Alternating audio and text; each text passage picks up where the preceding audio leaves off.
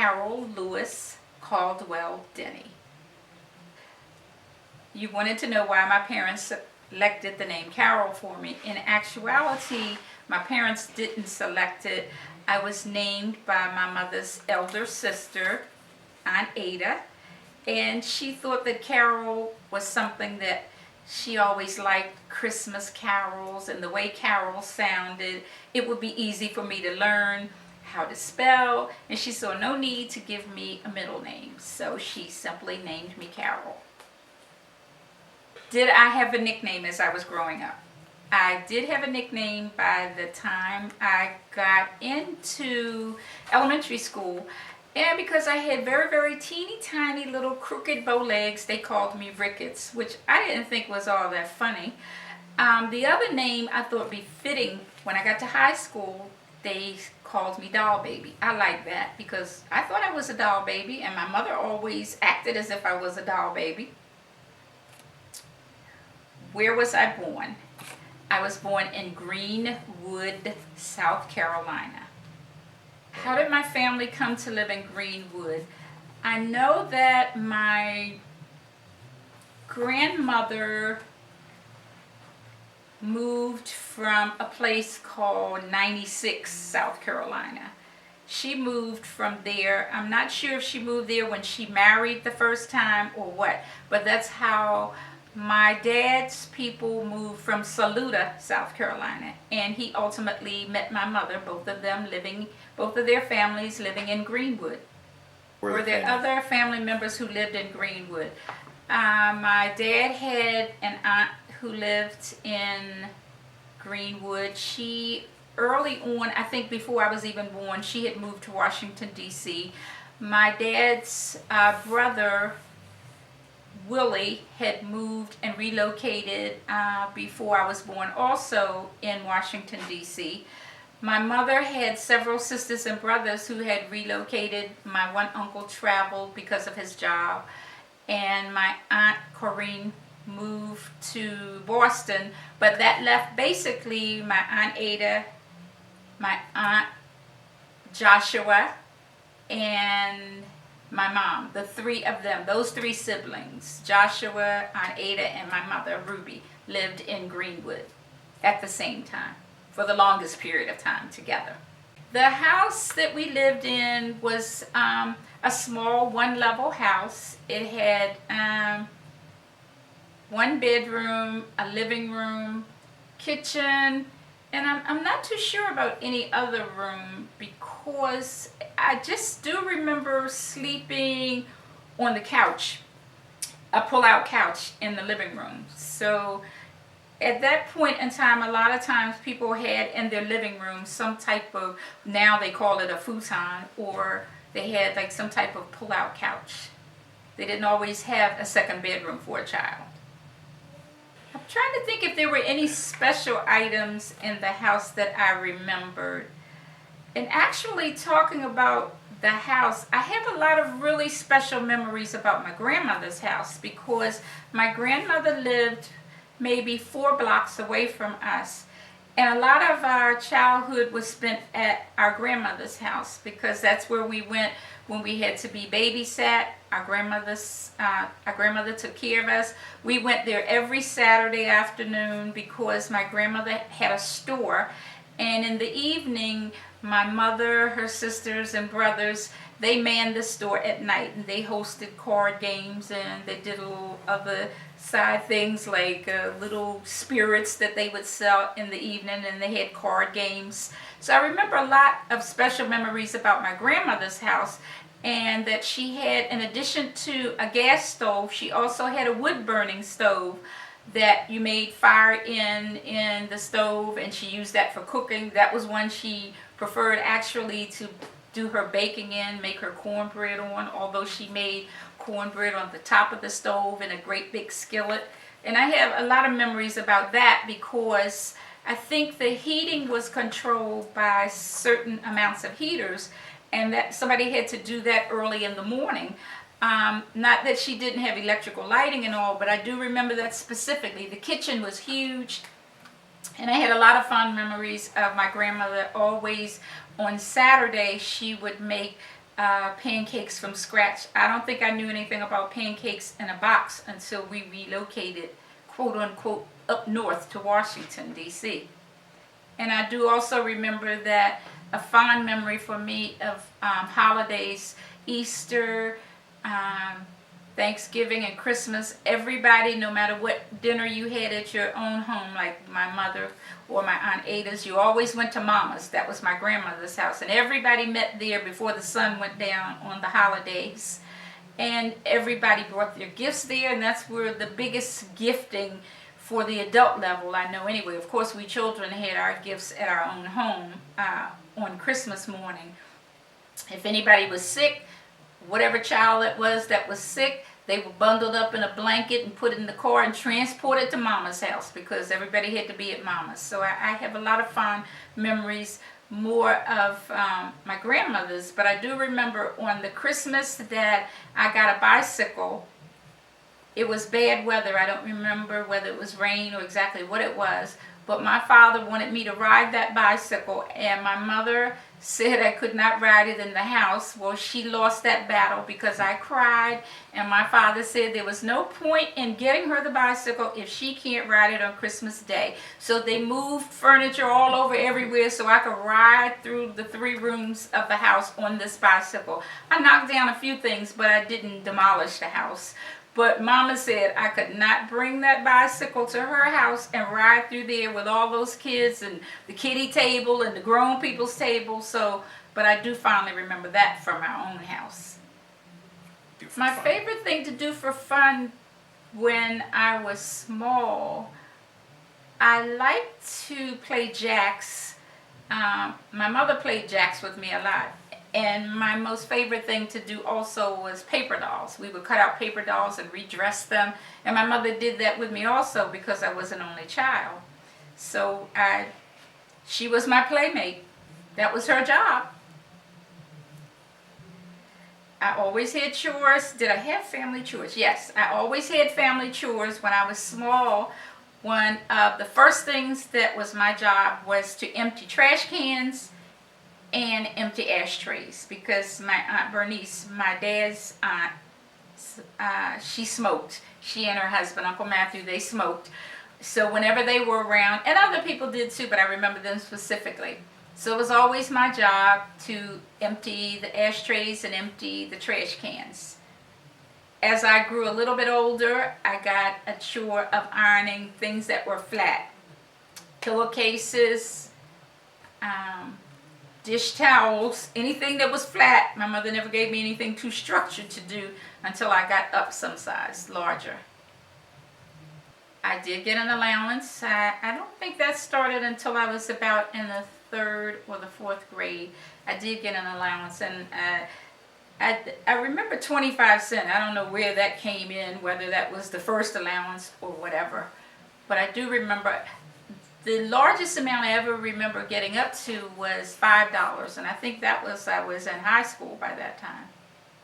When I got in, did I save or did I spend money when I had an allowance? I think basically when it was a small amount of allowance, I probably spent it for the better part. But when I got up to an older age, I do remember saving it because my mother always taught me about saving. You always want to have something for a rainy day, and that was something that my grandmother always spoke about also. So I would save it even when I got up to the point of having my first job when I was 13 in the factory up in Boston, where I would spend every summer with my grandmother. I had to save some for school. I had to have some for banking, and then I had to give my grandmother $5 every week from my paycheck. So it went in 3 directions. So I wasn't like a spendthrift. I was always taught to save and to contribute to the household. My education started in Greenwood. We moved to Washington when I was 7, I believe. So I did at least attend 1st grade. Well, actually, I went to like a play school. A lot of people can't believe that they had like play schools back even then, but they did. I went to a play school, I think for 2 days a week. It was called Miss Somebody's, Miss Susie's, or Miss whatever. So I went there a couple of days a week. My mom didn't work, but I went there a couple of days a week. And then I went to kindergarten, and I went to first grade in Greenwood. And then, of course, when we moved to Washington, I went to, I can't remember the name of the elementary school, but for some reason I remember the name of the junior high school, which was Taft Junior High. And then I moved on to the high school level, which was McKinley Tech High School. What college did I attend?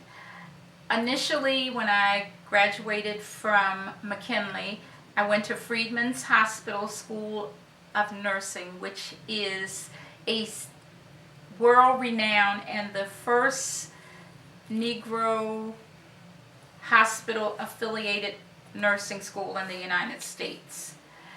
I went there for, it was affiliated with Freedman's Hospital, thereby Freedman's Hospital School of Nursing, and the affiliation was with Howard University. We had our own dorm there, the nursing dorm on the campus near the quadrangle at Howard University. I went there 1 year, and during the course of that 1 year, I met the first love of my life. What sports did I participate in? Actually, on an organized level, I didn't participate in any sports, but I always loved baseball because that was my dad's favorite love. My grandmother, Mama, loved softball, and we played that at every picnic, family reunion, or etc. And when it got to the point, for whatever her reason was, that she could not run, then it was always it was a challenge as to who she was going to permit to do the running for her. She would hit the ball, and one of us would have the esteemed pleasure of running the bases for her. So I always liked, and actually that's the sport that I understand the best, probably because it was always a part of my life. But I actually did not participate on the school level of any team. Were there any fads in my youth? One that I remember, and most people don't know anything about it. I don't know, it was a Southern custom, but when little girls wore their hair braided, especially if you had long hair, as I did, you had one braid in the top and two in the back, and the ends of them had a clothespin on it. It was a color clothespin. You usually had the same color on the back two braids and a different one on the top braid. Who were my childhood heroes? I really don't think I had any childhood heroes. I think I was getting old enough when I used to hear, again back to baseball, my dad was so into baseball. I do remember Jackie Robinson very much, about hearing about him throughout my household all the time. And my dad was also a boxing fan, and every Friday night at 9 p.m. we watched the Gillette Sports Hour, and that was boxing. So I always did know who the current boxing champs were. So I guess for lack of anybody else being my hero, unfortunately, until I got to the high school level, there was not a lot going on in the public eye about African American people that were in our school system that was being taught during that time. When we moved to Washington, D.C., we lived in a culturally diverse area. I remember that distinctly. I remember seeing Caucasian people in our block. I don't think I had any kind of interaction with them. I don't remember that at all. But every Saturday, my mother and I would have a girls' day. That's from when I was little. And we would go into the city. Well, we were already in the city, but we would go downtown Washington, and we would shop, and we would always have lunch every Saturday, and we would have lunch at Woolworths. And I remember us sitting at the counter. I don't remember any kind of conversation about where we would sit or where we should sit. I have no memory of seeing any kind of sign, but I do remember when, by the time I was transitioning high school to college, when they had the March on Washington, our church was very much involved in it, and we did host several buses and several hundreds of people at our church for the luncheon, because the churches in the area were requested to give lunch to persons who were coming in to Washington for the March on Washington. My friends growing up, basically in the earlier part of my life, were family. It wasn't outside of the family circle until, I would say, when I got the middle part of elementary school. I remember a family of 3 girls, and my best girlfriend was Barbara Moore. That was my best girlfriend from, I would say, 4th grade up through high school. And we did have some contact even when we were in college. My other very best friend was Jewel, who actually is a family member, but not by blood. Her mother and my mother were friends from early childhood in South Carolina. They also moved from Greenwood, South Carolina, up to Washington. So our friendship had always been from an early time, and even until this time of this recording being made, she and I are still very close. She is a girlfriend, but I always would tell people that she's my cousin, because she's often, in a lot of instances, a lot closer to me than some family members. See, what had the greatest impact worldwide event that affected me as a child? When I answer that question, it makes me realize that perhaps my parents were really sheltering me from a lot of events, because as I historically have read about things, I can remember where I was and what I was doing some of those things that happened, but it was never mentioned. I guess I was being sheltered from them. One thing that was, I think the thing that impacted me the most was the March on Washington. That affected me personally, because I had interaction with people who had traveled for hundreds, thousands of miles to be there for that occasion. And of course, the death of our president, John F. Kennedy. I was a young person just transitioning from high school into college when that happened, and that certainly impacted me. Whoever would have thought that the President of the United States would be killed? And needless to say, when Dr. Martin Luther King was killed, that certainly impacted everyone, as if that was a personal member of each of our families. What were family dinners like at my home? We always ate together at dinner time.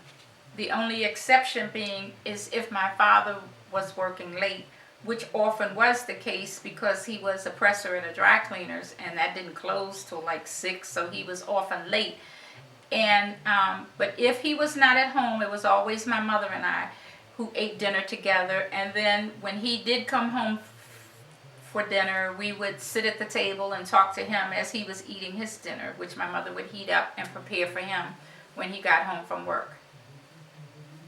And in speaking of eating dinner, I had a lot of things I didn't like to eat, but there weren't a lot of choices.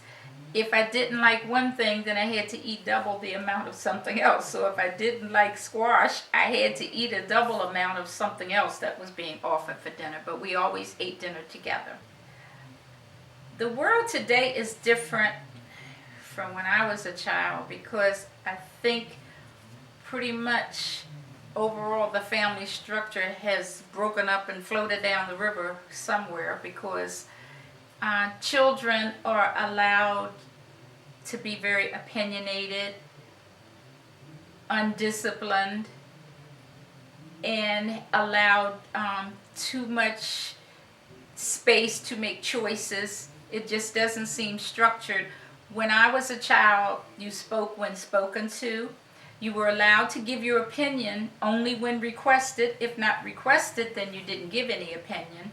And I think that child rearing, or lack of child rearing, is the reason that we have had so many traumatic things happening, like killings at schools and babies being slaughtered. And I think it all has to do with the fact that the family structure has really broken up. I mean, I think that in raising children that there has to be some type of structure, because they're not born equal, so you don't give them equal rights. Time they learn to speak, that they can speak whenever they choose to, because they're not equal, because in actuality you never become equal to the parent.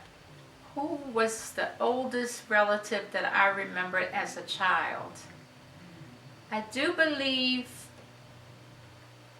Aunt Jo, whose formal name was Josephine. Aunt Jo is my grandmother's sister. And she always appeared to be very old. But then when I was an adult and we were in South Carolina shortly before she passed, or she was only 83 then, but I think she had a kind of a mean spirit. We as children thought she was kind of mean. So I always thought she was old. So apparently she wasn't as old as I thought she was. But basically, our adults in our family, my mother's siblings, they were married young, because marrying young was the trend at that time. So they weren't really very old. But who didn't think a student teacher was an old head when I was coming along? And actually, the teacher in high school was only a couple of years older than we were. So I think Aunt Jo was the oldest that I really had most interaction with. My father, Robert Lee Lewis. His family, I think, came from Saluda, Newberry, South Carolina, down in that area to Greenwood. As best I remember, his dad worked at the quote-unquote mill in Greenwood. And the mill, I don't know what the mill did. I just always heard that word. I'm not too sure what the product was at the mill. And also, other members of his family worked at the meat packing plant in Greenwood. That was two of the big industries there. I'm not even really sure how he met my mother. I'm not too sure about that. But then when we moved to Washington, D.C., let me back it up. Before we moved, my dad worked as a presser in the cleaners in Greenwood.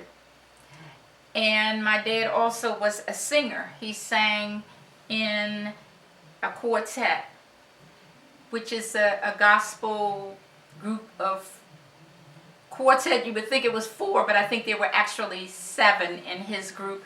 And my dad had a very good voice. He had a voice that sounded kind of like Sam Cooke. I guess that was the tenor. I'm not sure exactly what that was.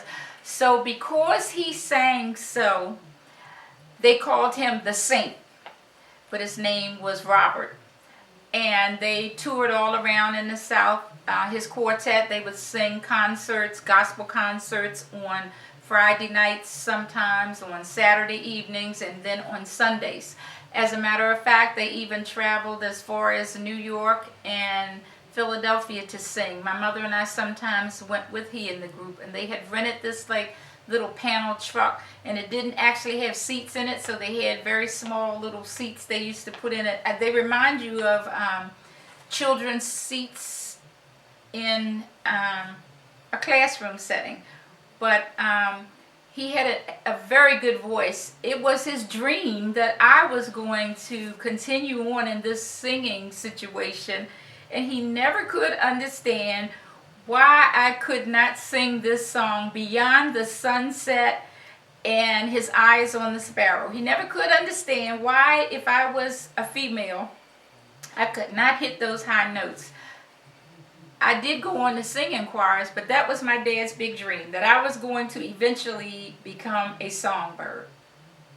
And he continued to work in the dry cleaning business even after he left South Carolina, and that's what he did in Washington, D.C. And I understand he was very good. I understand because it was piecework, he was one of the highest paid people around because he really had the skill together. My mother, Ruby Snow Burton, who was actually born at home, birthed by the physician and the midwife, born at 450 Bird Street, as all of us who were born in Greenwood during that era were all born at Mama's house. When your time came, you went to Mama's house, and the doctor came and the midwife came. For some unknown reason, the midwife named my mother, and she named her Mason Ann.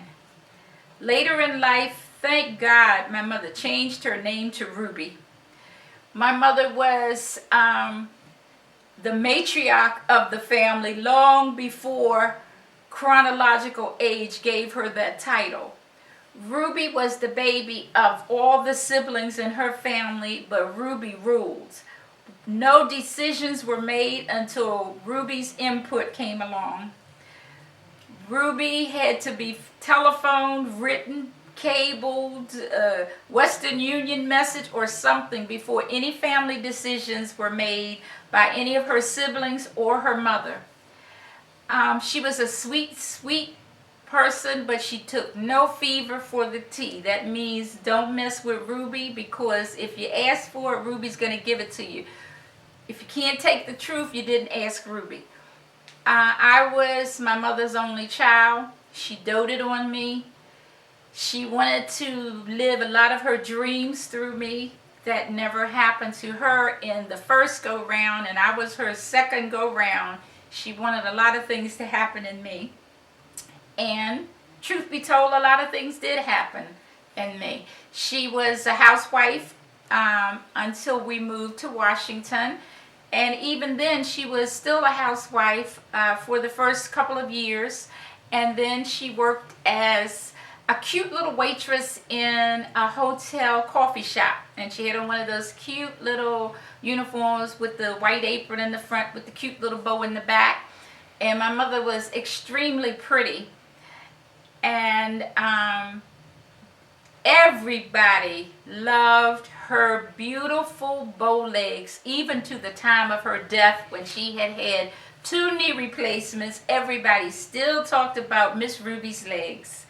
And she was just a sweet, sweet person, but you better listen to what Ruby said or you're going to have the wrath of Ruby, which was not desirable.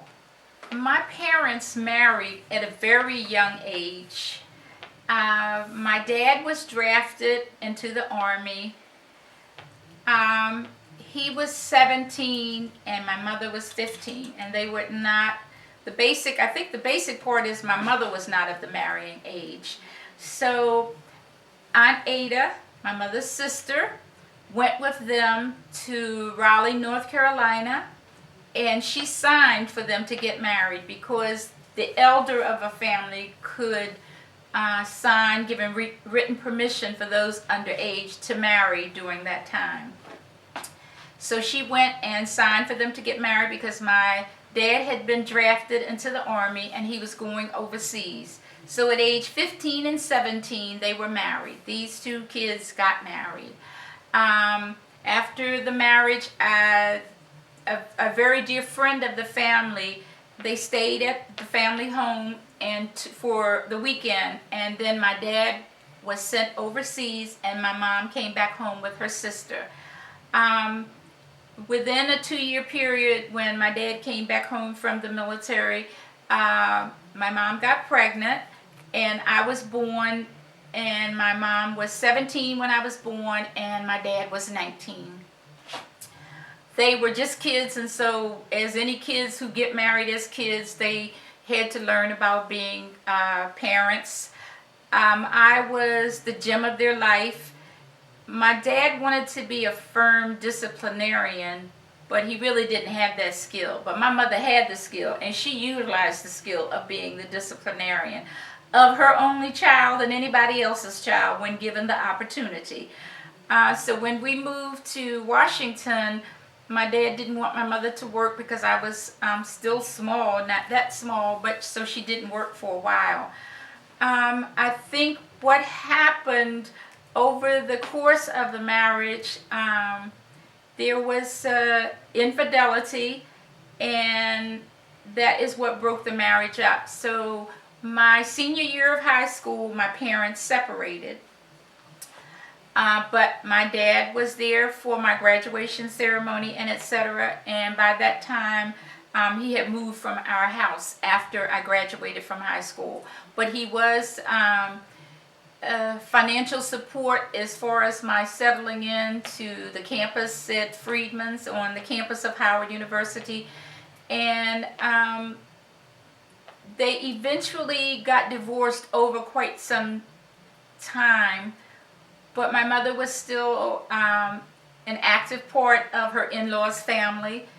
Whenever they would invite her to events and their family dinners and etc., we would often go. So she still was a part of the Lewis family by their choice and by hers. So as stated, he was a financial help with the things that I needed to transition over to college in helping my mother get me settled into the dormitory on Howard's campus at the nurses' residence. I did have contact with my dad and would occasionally see him because I was still only across town on Howard's campus. It wasn't as if I traveled away to college. At the time that I became engaged, my dad was disappointed because he didn't really want me to marry that young. I wasn't as young as he and my mother had been, but still he did not want me to get married young. Not that he had any specific dislike for my intended husband. My dad was a participant in the planning of the wedding. He gave me away at my wedding. He was there through all of the festivities and the activities. And then after I had married and moved away, we didn't have as much contact with each other because I had moved all the way to the state of Illinois. But my dad became ill when I was pregnant with my second child, and he passed away. He had pancreatic cancer, which is a very painful cancer and generally moves quickly. So when we came home for his funeral service, my mom was again an integral part of planning his service per his family's request. My grandmother, my dad's mom, and my mom did most of the planning and assistance in that. And of course my husband and I came home with my one child, and I was, as I stated, pregnant with my second child when my dad passed away. When I was in college at Howard University, I was only across town. It took my mother 15 minutes from our home to drive there. And she came every Friday to bring me bags of groceries for my room. And it was a big event for the whole dormitory, my whole floor, because Miss Ruby is coming and Carol's going to have all the food. We had meals included in our tuition, but of course, who doesn't want extra food? And we had a small kitchen on our floor, and so my mom would come and we would visit, and everybody knew Miss Ruby. You might not know everybody else's parents, but you knew Miss Ruby, because after all, Miss Ruby was bringing food. And Miss Ruby would call every day to the dorm, and she never understood why we were using a public phone, that the phone had to always be busy, and we could only use the phone up until study time, which was 7 p.m. And between 7 and 9, there were no phone calls, and we could only have phone calls for 45 minutes at 9 o'clock, so sometimes she couldn't get me. And that was a sense of frustration for her. My mother was very much like I'm described a control freak. I've been told that that's who I am. So I am definitely my mother's daughter. My mother wanted to still control me even though I was across town at college. She wanted to know where I was and what I was doing and who I was doing it with and all those things. And she also didn't really want me to get married when I did, but it was what it was, and she did everything she could to provide me with the sort of wedding that she wanted me to have with only a year to plan it, because my intended husband was getting out of the military and we would be moving away. So she provided me with a lovely wedding. I was married in the family church, Canaan Baptist Church, married by our minister, Reverend Mills. And we had the reception at my Aunt Jenny's house. And when I left on that 19-hour train ride going to Evanston, Illinois, she boo-hooed and sobbed at the train station. I boo-hooed and cried for 19 hours. I don't know whether I knew that wasn't the right thing or it's because I had never been away from my mother. Never, never, never. We spoke almost every weekend, and when I became pregnant, she started planning for her trip to come out when I had the baby. So once I had my first child, she did come out to Evanston and spent 2 weeks of her vacation time from her job for the first-born grandson. And we had a marvelous visit and instruction about how to take care and nurse this new baby. And of course, she was in charge of all that. Except nursing the baby, she was in charge of everything else. But we had a wonderful visit, and over time, she met Frank Burton, who was the older brother of one of her dear friends. They met and had this long-distance relationship, love affair between Philadelphia, which is where he lived, and Washington, D.C. And in 1970, they married and had a reception at my apartment. And then I got these siblings, these stepbrothers and sisters, which I thought was the cutest thing. Here I was, an adult married with children, and I'm getting some stepbrothers and sisters. And the word was that when my mother married and moved to Philadelphia in 1970, everybody prophesied that I would be moving to Philadelphia. And now you know, I knew a lot of prophets, because in 1973, my family moved to Philadelphia in Mama's footsteps. And at that time, we lived in her apartment with she and Frank for a short time until we got our own place. And my mother had been delighted by that, because over the couple of years, she had both my children up with her anytime that she could, because she didn't work at first. And then after a year or so, she got a job as a clerk at a Rite Aid drugstore. And she loved the interaction of being out daily, getting dressed and going to work. And then after my first child started kindergarten, she would bring up my younger son, Michael, and he would spend time with she and Frank, her husband. And she's always been a part of my son's lives, always. She was like an extension of me, because grandmother, as they called her, they were always teased by everybody. What do you call your nana? What do you call your mom? And they were like, grandmother. And that was hard for everyone to understand. But that gave me a break, because those two sons of mine became the focus of her life. She doted on them, whether they were around the corner or we lived somewhere a distance away.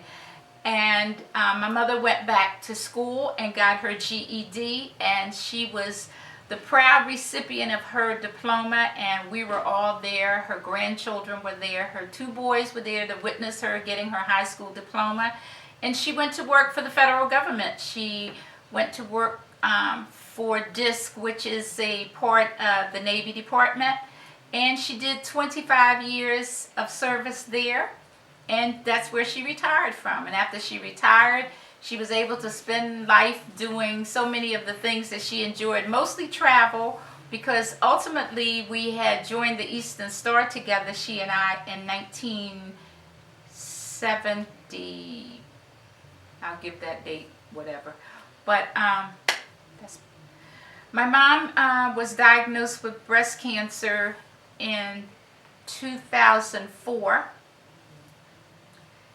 And she did very well with her treatments. She never even had a wet burp, never had a sick moment. But she developed a complication, as chemotherapy will do, with a cardiac involvement. And they stopped that treatment, but continued on with her radiation treatment. And in 2006, on the Labor Day weekend, she had a massive heart attack at home, and she passed away. But we thank God every day that she didn't suffer, because when it was described to the cardiologist how sweet her gentle face looked with a smile when we, when we did see her after she had passed away in our home, because she lived with my husband and I at that time. And he said that the type of heart attack she had, if there was no frowning or grimace on her face, she never knew what hit her. And so that is a calming force for those of us left behind, that she transitioned on from this side to the other side without having a painful experience. But she has a phenomenal impact on everybody's life that ever knew. Miss Ruby, Sister Burton, however you knew her, she had an impact on everybody. No matter whether you liked her or you didn't like her, you had a lot of pleasant things to say about her, because she had her way and she gave it to you straight from the hip. But she was very, very sweet with all of it. She would always try to roll me back and ream me back. Carol, just be calm. And she could be calm and she could be sabotaging you and beating you up, but she was calm and gentle with all of it. In talking about other relatives who impacted my life, first I guess I would say Aunt Ada. She was the one who named me Carol. Aunt Ada was a lot of fun. She was a lot of no nonsense. And when I would spend every summer in Boston, where they relocated, when they left Greenwood, South Carolina, my family moved to Washington, and Aunt Ada's family moved to Boston, where her other sister, Corrine, lived. She was not the overseer of my visit because I was at my grandmother's, but she would oversee things, and she would take me every weekend on trips with she and Uncle Pat, her husband. So I got to go to Old Orchard Beach, Maine, way back in the day, in the 60s and late 50s, because they would drive. He was a long-distance truck driver, so they went to many resort places. I would go to the beaches, all the beaches around the Boston area. And I would go to all sorts of resort places that a lot of African American people had never been to. But it was a little bit different in the New England states for African Americans intermingling at resorts. So I always had that part to thank her for, that I got exposed to a lot of things. She took me to Hyannisport, same places that the Kennedys were vacationing. So I thank her for that. My grandmother, Mama, which was my mother's mother, Mary Crook, Mary Snow Crook, her husband had passed. I really didn't know any of my grandmother's husbands, of which there were 3, if not 4. But she was a very strong-willed person. She was a domestic worker. She was always working for very, very prominent Caucasian families in Greenwood. But in actuality, when you talk about it, when we talked about it as very young children and as young adults, my grandmother was actually the person in charge of the household because they had a laundry lady. They had my grandmother was the cook. Then they had all these other servants who did serving and et cetera, et cetera. But she would tell them what the menu was going to be, what she was going to cook, and no, I'm not cooking that because I don't like that. You know, I don't like to cook that. So she really ran things. She was a very, very proud woman. When she would go for her doctor visits, I would always get to go when we were going to her visits when I was in Boston because Ruby's baby was there on vacation. So I got to go and one other person would go. So it was between the rest of my cousins, however that was decided, who would get to go. But I always got to go. And she would dress with her hat and one of her dressy dresses and her gloves. And off we would go to Boston General Hospital to the clinic for her doctor's visits. My grandmother had a stroke when I was in the 11th grade high school. And it was a massive stroke. She was able to talk for a time, but then she lost her speech. And the doctors had said they thought she was going to have an extension of her stroke. My mother and I went there to Boston, and we were there for a couple of weeks. I was there out of school, and we came back home because they said there wasn't going to be anything else they could do, and my mom wanted to bring me back to put me back in school. We were home for a day, and my grandmother passed away, so we went back to Boston and had her funeral service.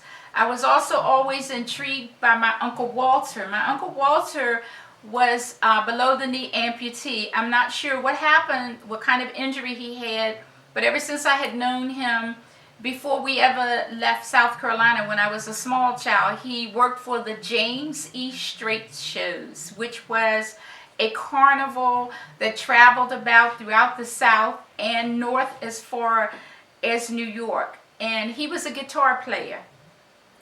And so he belonged to a musical group that played music for these ladies that had this musical. They sang, they danced, there were dancing girls, and there were blues singers.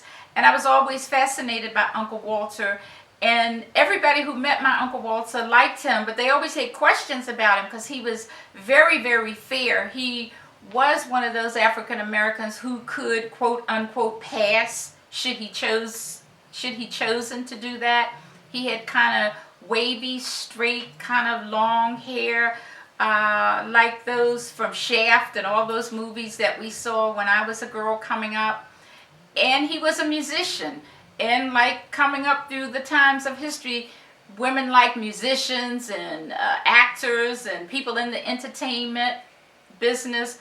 So whenever my Uncle Walter's James E. Strait shows was playing anywhere in our area, we would get to go and he could get us in free. I could go on all the rides in the world and see his show. And so it was always entertaining. And even up until the time that my sons were old enough to enjoy those types of things, he would come to the Washington, D.C. area and we would get to go. And even after we moved to Pennsylvania, my sons would get to go to those shows, enjoy the rides and the shows and the foods and etc. Because he could make that arrangements for us. So they did get to have an experience with him. And the last family reunion that we had before my Uncle Walter passed, we were going to skip that year, but he had health issues that did not seem to be those that would resolve. And he wanted us to have a family reunion, so we had one off year. And that was the last one that he was able to be present. He passed away the following year. My Uncle Joshua, whose name as Southerners was pronounced by everyone as Joshua. And I never knew until I saw his name in writing somewhere on something when I was probably in junior high school. And I told my mother, I said, this is like Joshua in the Bible. What is this Joshua thing? And she said, well, that's how everybody in the South pronounced the name, Joshua. So I always liked him because he was a lot of fun. He was a construction worker. He was a hard worker. He was a hard player. And he was a hard drinker. So he ended up with throat cancer. He ended up with a trach. And at the hospital, at the Veterans Hospital, he was still smoking. The doctor said, there's really nothing much else we can do for him. So they let him smoke. He'd inhale through his mouth and come out through his trach. And we thought that was the funniest thing we'd ever seen. And so I was always fascinated by him because he was a lot of fun. He was the baby boy, so he was rotten. And my mother was the baby girl and the superlative baby of all the family. That's why there were special rules for me. I was Ruby's baby. Ruby's baby can't get hurt. If she falls and gets hurt, Ruby's gonna kill everybody. So my Aunt Corrine, they say I have a lot of her traits. My Aunt Corrine had lived in Boston since a young adult when she married, and her husband was a military man, I believe, and that's how she ended up moving to Boston. So when I was there for the summer, when I was the ripe old age of 13, they decided they were going to get me a job in one of the factories. It's like a big building of factories, 8 or 10 stories high, and they got me this job in a belt factory. And Aunt Corrine was the fierce force to be reckoned with. And somehow she found out that I had only worked 2 days, and she didn't know I was on piecework, meaning I was only going to get paid per piece that I would make. Well, that set off a hurricane earthquake within the Boston area as she made her way down to the 3rd floor factory where I was working, called out the boss, and threatened him with death, lawsuits, and many other things if he did not put me on a regular hourly salary. And he did. Aunt Corrine was slow to burn, but you did not want her to get to the point of burning because somebody was going to burn up and maybe be headed to that place that we all do not want to end up at the transition of our life. Aunt Corrine, when she would get angry, would do things. For instance, she was the funniest person. She would laugh, and you would laugh till you were in tears. When she would get mad with her second husband, whose name was Archie, when she would get mad with Archie, she would sneak in the bathroom at night and get his teeth and beat them with a shoe. And pieces of teeth would be all over everywhere. Splattered fragments of teeth everywhere. And I know he must have had probably 5 or 6 sets of dentures that I can vividly remember, because all through high school, that was 4 years, and a couple of other years when I was there in the summer, she beat his teeth up when he did something to make her angry. So I really loved her. And I think the biggest part is they all loved me, and I was special to them, but they all had the fear of my mother if they didn't do what they thought she wanted done with me while I was in their care. So that's pretty much what I think about my mother's siblings. My most favorite cousin was Carrie, who was Aunt Ada's daughter. And she was 3.5 years younger than I was. And when I would be there in the summer, Aunt Ada used to kind of end up taking me with she and Uncle Pat, because Carrie really didn't want me to be with her because she said I talk too much. Carrie had a car ever since she was 16. She had a fabulous convertible. She always had a new car every year, and she was very popular in the social circles. But she didn't want me to be with her because she knew I was going to talk and tell whatever it was she was doing. I'm not too sure what it was she was doing, but she knew I would talk. So finally, when I became of age that I could be trusted to go places, out to the clubs with her and etc., and not talk, because after all, we weren't supposed to be drinking, but we did. So if I was going to drink too, she knew I wasn't going to come back and tell it. So I became a safe partner to go out with her then. So she was very, very popular, and she was dating a guy who was in a group similar to the Temptations type of group. So I got to really be around a lot of the entertainment people and go to the Sugar Shack, one of the most popular places in the Boston area. So I became more of a social butterfly with my cousin Carrie. Then in a few later years, she would come down and meet my husband and I in Atlantic City before it became a mecca for gambling. We were just there to resort, having a good time. So we became fast buddies, and we became very, very close, actually like sisters. So much so we enjoyed each other, so we would have this laughing fest, and we thought everything in the world was funny, either things that we had experienced that no one else really knew what we were laughing about. And my mother used to always say, "What is it you two are laughing about? That's so silly. Why are you laughing so?" And then we would laugh even more. And it's ironic because now at this particular point in time, Carrie's daughter, since Carrie has passed on, she and I tend to laugh. And I said, now, if my mother was here, she would say, "Adrian and Carol, stop laughing. You're so silly. What's funny?" I said, now Adrian has taken her mother's place in my life because we find many things to be funny now. My other favorite cousin was Clyde. Clyde always lived with my grandmother in her apartment because my grandmother had health issues. She was very independent until she had the massive stroke and passed away. She was very independent. Every Sunday morning, every Saturday morning when I was there during the summers, she would make this massive breakfast. We would have sausage and we would have salmon. We would have pancakes from scratch, because now we were accustomed to pancakes from the box, but at Mama's we had pancakes from scratch. We had cakes from scratch, pies from scratch.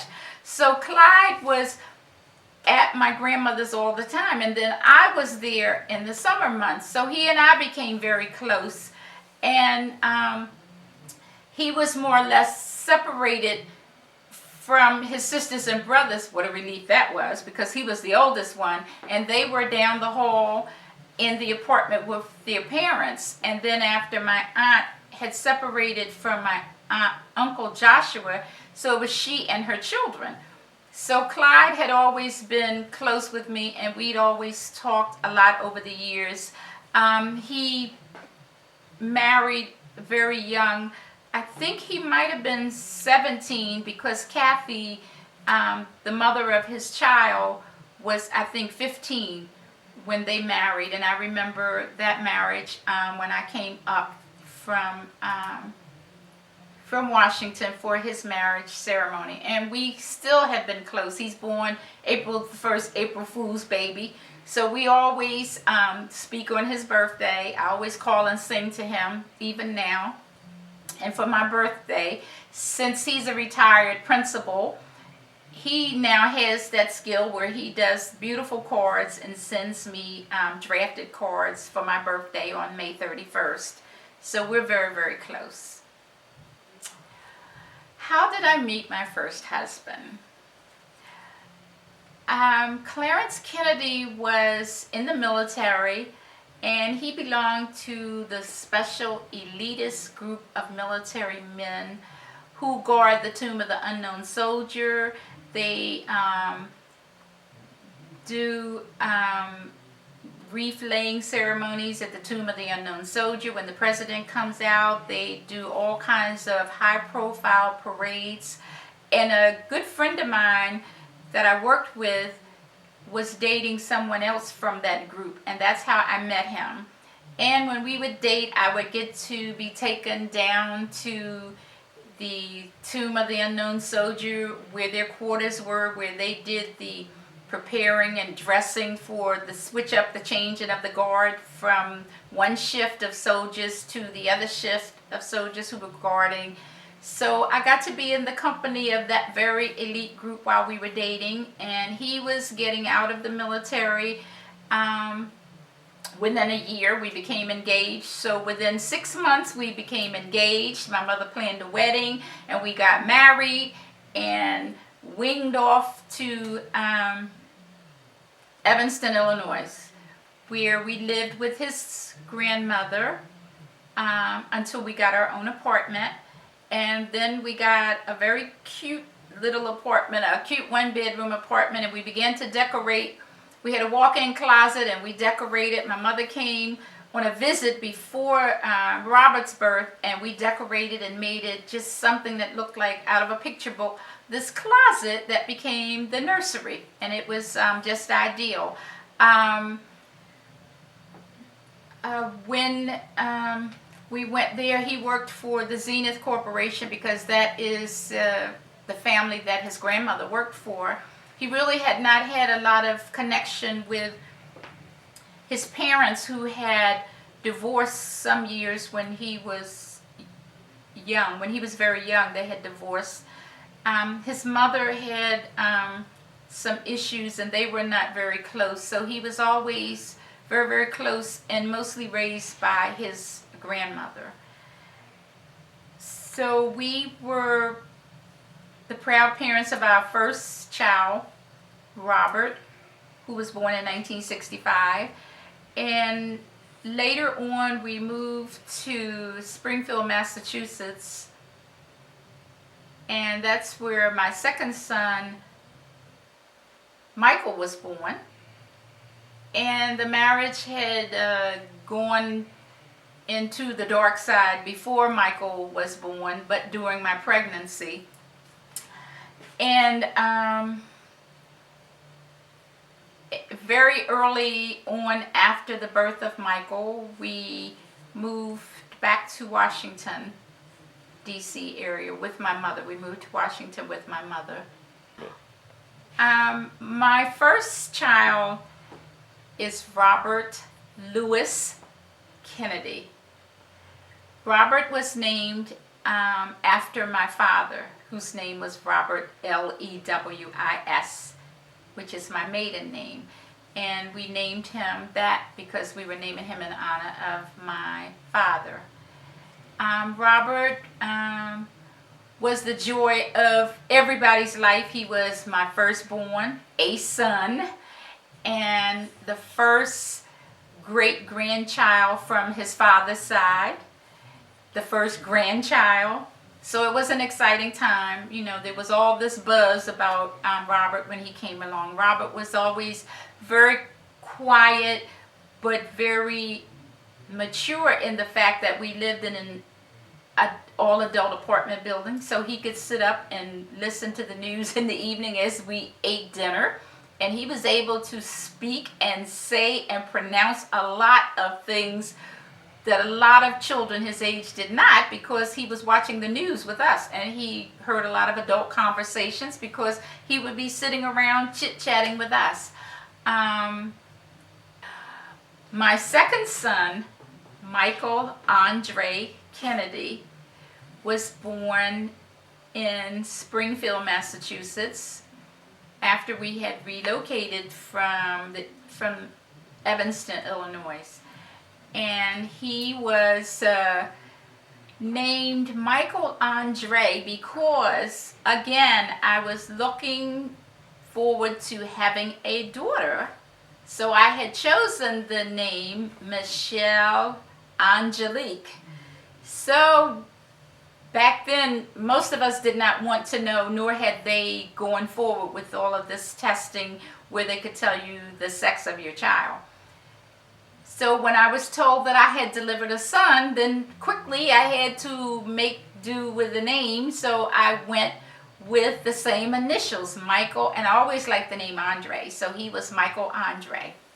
And he was a teeny weeny little baby who ended up being fatter than Robert very quickly, because once you learn those parenting skills and breastfeeding and how to get some rest somewhere in the world, he was a fatty, and he weighed 36 pounds before he was 6 months old. And I was threatened with notification of the proper authorities if I did not cut back on all the things that I was feeding him. He was surely going to die of a heart attack. And he did not want to walk because he was too fat. And I really think that's the reason he walked slower than we wanted him to. And then he had club feet. You know, he had things that kind of like slowed him down in that. But nevertheless, he became the second joy of my life, and helping making the final decision that there would be no more children, because I wasn't going to keep looking for a girl to the end of time. My second husband was Otis W. Caldwell Jr., and he was a high school classmate of mine and my very first boyfriend, my very first date. He was an only child and doted on by his parents, just as my parents doted on me. And after the breakup of my first marriage, and I came back home to the Washington, D.C. area, we resumed our relationship, and ultimately after a couple of years we ended up marrying. And because I had young children, 3 years and a newborn, he was actually the person who participated in the upbringing of my children. So I can say that no matter what went wrong in the marriage, he was there throughout the upbringing of my children, and he provided for them financially and in other deficits of parental areas, because he never had biological children of his own, even until this point of our senior years of our life. So he had the parental experience with my children, just as I, as their biological mother, made mistakes. He made some mistakes with my children, but he was the person in their life to the point that they still felt within themselves and the love for him that they called him Dad during the point and the part of their lives that he was an active part. And then we divorced after many years of marriage. We were together for some 20 years. For my parents and I, the fun things were, my dad loved fishing. His Aunt Bernice and Uncle Matthew loved fishing. My dad, as I mentioned, was a singer in a gospel quartet. And he did not necessarily put in as much time in formally going to church as my mother and I did, because she saw to it that I had a Christian upbringing in the church from the beginning of my life. So the schedule had to be, we would do this fishing every Sunday after my mom and I were from church. So we would go down to Haynes Point, which was a very prominent and popular fishing spot in Washington. My mother and I were terrified of the worms. We loved the fishing part because I loved it when I caught a fish. But he had to bait everybody's hooks because we were not going to pierce these worms with this hook thing. But we fished every Sunday pretty much. And then, of course, I had to be rushed back home, change clothes, and go back to church for BTU, which was at 6:30 in the afternoon. So it was always fun to go fishing, and I did enjoy that. We also had a lot of social time where we went with my Aunt Jenny and her husband, Mr. Willie Joe. We would go on picnics. Our church would have a Sunday school picnic, and we would all go to that, and we would all go, we would be in the water. My dad wanted us to learn to swim. Of course, his tactic was a little bit harsh. He thought if he threw us in that we would learn. Of course, my mother and I choked and spurted out water and never did learn by my father trying to teach us, because he never tried the gentle approach. It was always just, when we get out in the water, he'd just knock us over in the water, and he thought that somehow we'd get it, but we never did. So we never did learn to swim, but we were always at the beach. We were at Carr's Beach, Sparrows Beach. Those were the beaches that the African Americans went to during that period of time in the Washington, D.C. area. There was another beach we would go to up near Baltimore, but I've forgotten the name of that one. But those were the things that we would enjoy. We did sometimes go to a baseball game occasionally, but not really that much.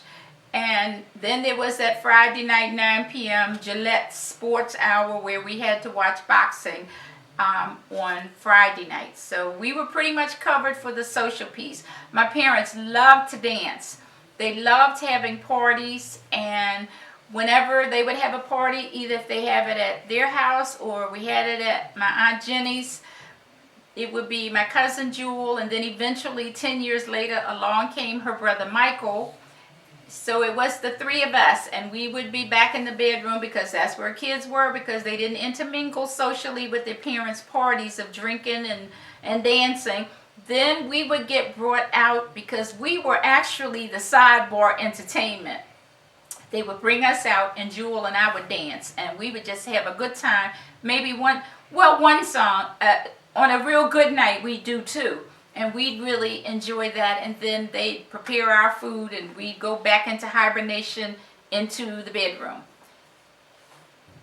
Accomplishments that I'm most proud of is that I was the first person in my family to complete a college education. I am most proud of the fact that I was blessed to have two sons who have proven themselves to be phenomenal men in this world, men who are making a difference, men who take life seriously, who have made a commitment to their professions, who have made a commitment to their wives. And in my son's case, who has children, Robert has made a commitment to parenting. And to my son who does not have children, he's made a phenomenal commitment to children. He is a phenomenal uncle to his nieces, to his niece and to his nephews. He's a phenomenal resource person to other children that he has crossed in their lives. His friends who have children, they look to him sometimes for answers and direction that they don't look to their parents for.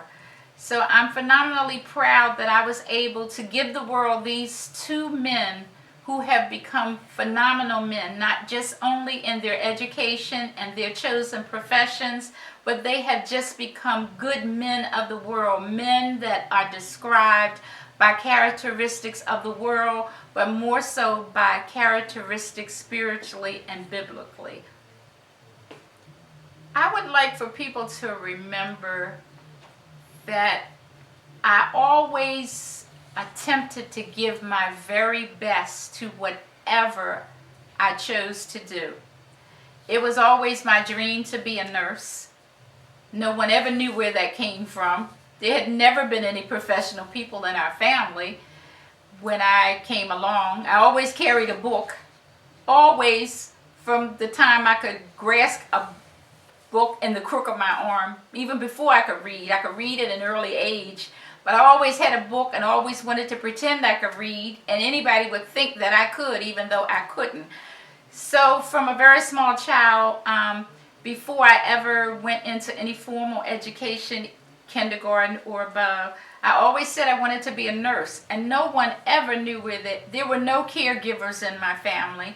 So no one knew where that came from, and I don't know where it came from. I know somewhere from deep within, I wanted to care for people who needed someone to care for them.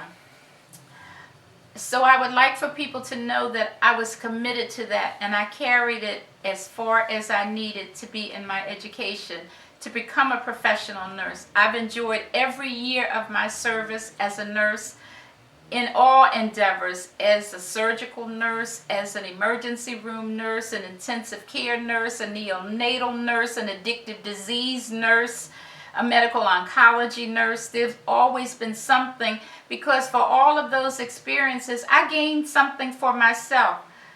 Even in the addictive parts, those who were struggling with that part of their life, they had something to give for me that enriched my life at that time that I needed it, because sometimes I was going through hurdles of my own in my personal life, and in helping them, even in their downtrodden moment, even in their moments of sickness, for whatever I was dealing with, be it on an emergency room level or whatever level, it provided something for me. And I think that those who know me know that sometimes that's why they get the opinion that I want to be controlling, or that I'm a perfectionist, that it has to be my way. But it wasn't about it being my way. I wanted it always to be the best way. And I think those who truly know me and know me more than on a superficial level, know that I always wanted to be the very best that I could. I wanted to be the best mother that I could. I wanted my children to have the best experiences, travel, exposure to the arts, send them to summer art camps, send them to this, take them on this trip with me, take them across to the convention to see the Pacific Ocean, take them on one trip out of the country with me so they could have the international experience. So I think I just always want to be remembered that I tried to do the very best I could and excel to the greatest height at whatever I was attempting to do.